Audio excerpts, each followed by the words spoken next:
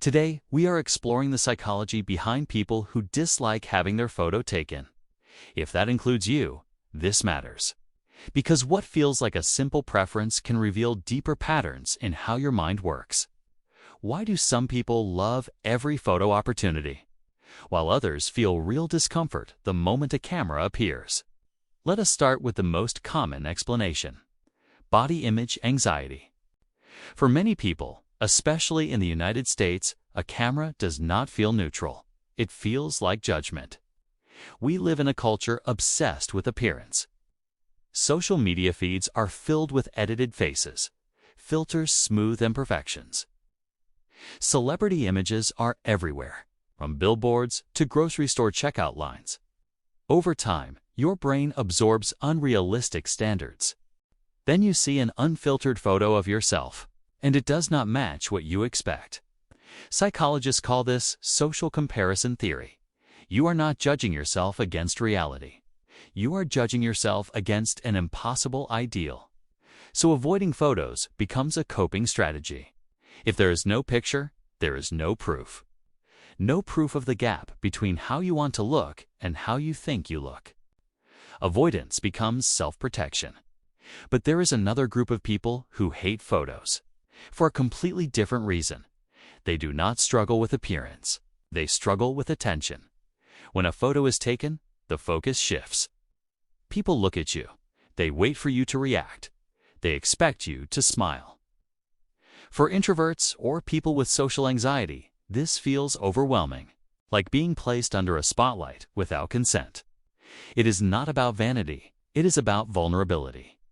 In American culture, confidence is expected. Quiet discomfort is ignored. So when the camera appears, it triggers stress. Not because they hate how they look, but because they hate being seen. And this is where it gets deeper.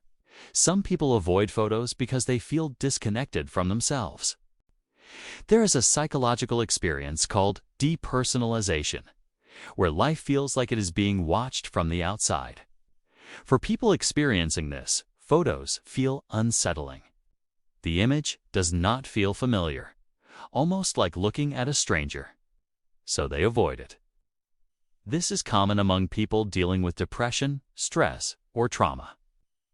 Now let us talk about control. A photo freezes a moment you cannot adjust. In real life, you can move, change your posture, change your expression. But a photo locks you in. One angle, 1 second. Shared forever. Yearbooks, tagged photos, images posted without permission. All remove control over how you are remembered. This is not self-hatred. It is resistance to being defined by someone else. Here is the most overlooked part.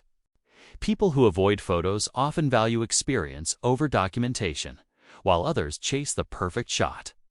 They live the moment. Research shows constant photo taking weakens memory because the brain relies on the camera.